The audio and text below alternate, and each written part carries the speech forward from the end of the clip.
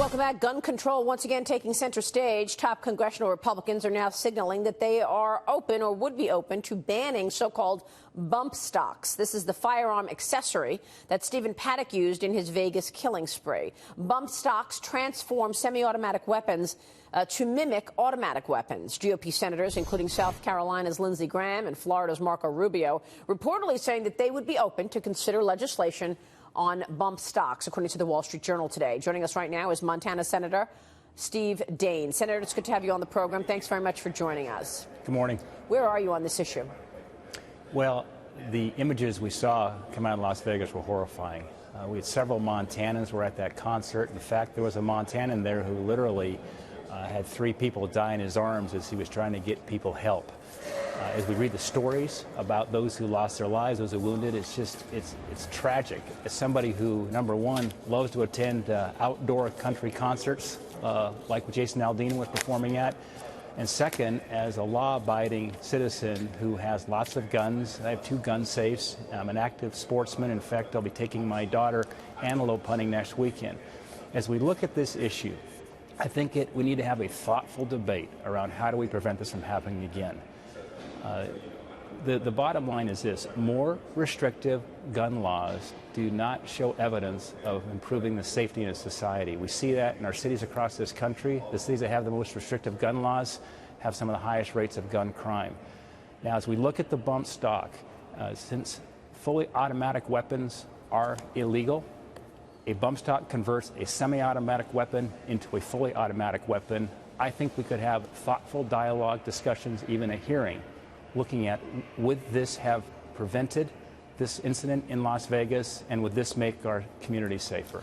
So, Senator, at least 12 of the nearly 24 guns retrieved from Paddock's hotel room were equipped with these bump stocks. I mean, 12 of the 24 guns had the bump stocks on them. Should bump stocks be banned? Just the accessory. Yeah, well, what we're looking at, given that a bump stock is a means to an end, it makes a semi-automatic weapon into an automatic weapon. And given that automatic weapons are banned, then I think it is worth having a discussion, dialogue, hearings on the bump stock, because its primary objective is to convert a automatic weapon into an automatic weapon. But let's not forget that the single greatest mass murder in history, going back with gun crime, back to 2011 in Norway. Very restrictive gun laws, a semi-automatic weapon. That deranged individual killed 77 people. So again, whether it's semi-automatic or automatic or any gun for that matter, you have a deranged individual, he or she will be able to inflict incredible amounts of murder and casualties. So this gets back to the point of, as we see over and over again, more restrictive gun laws do not necessarily achieve what we want, is safer societies. It comes back to these deranged, sick individuals. Yeah. And they'll find a way. You know, Timothy McVeigh, he used fertilizer to create his bomb there in Oklahoma City. And so, again, I think we need to have thoughtful discussion, not knee-jerk reaction at the moment, and make sure. I'm a chemical engineer by degree. I like to find the problem and then identify a solution. Right. The data suggests that more restrictive gun laws do not necessarily produce a safer society. No, I understand. And, you know, all you really have to do is look at Chicago, where we have some of the strictest gun restrictions in the country in Chicago. And year to date, there have been more than 500 homicides.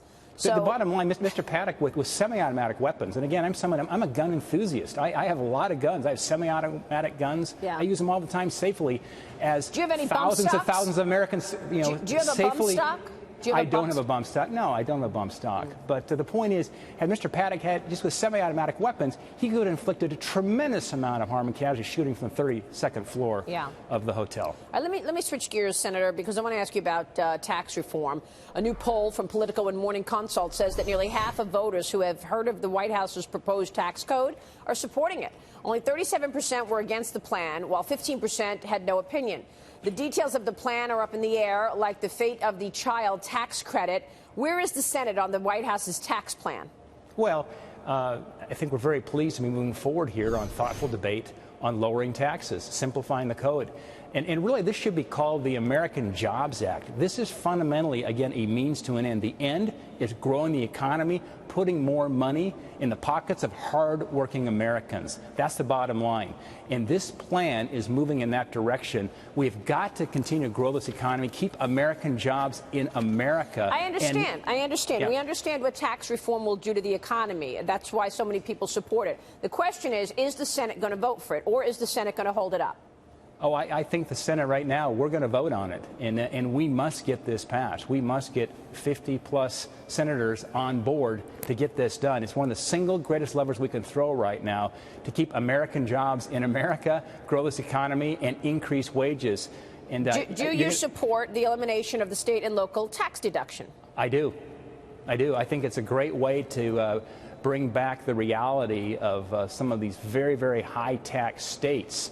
And let the states compete with one another in terms of economic growth and prosperity. A lot of your colleagues are pushing back on that. They think that it's going to be a tax increase. So if they don't eliminate that deduction, will you support the plan?